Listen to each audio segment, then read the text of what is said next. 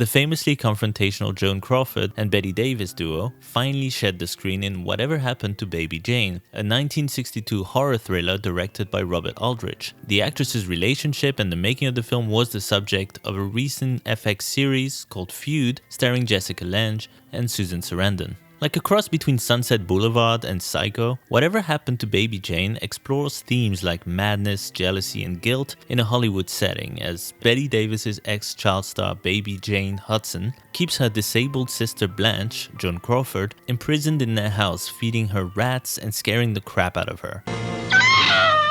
The film first gives us some background on the sisters as we see Baby Jane singing to a crowd of fans very much in her element. She is talented, but also a spoiled brat. Blanche, on the other hand, is cast aside by her father, who is too busy pushing Jane down the path of stardom. Skip to a few years later and the tables have turned, with Blanche being a respected Hollywood star and Jane struggling to find roles due to her alcoholism and bad attitude. This culminates in an unfortunate event that denies Blanche the use of her legs, and we finally flash forward to present day. Blanche is stuck in her bedroom on the first floor of a big fancy house where she watches her own movies, missing the old days. Meanwhile, a visibly bitter and unhinged Jane occasionally brings her food but eavesdrops on her constantly and doesn't let her leave the house. You know we got rats in the cellar?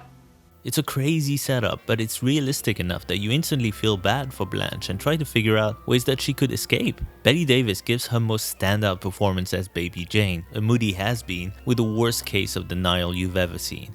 I'm Baby Jane Hudson.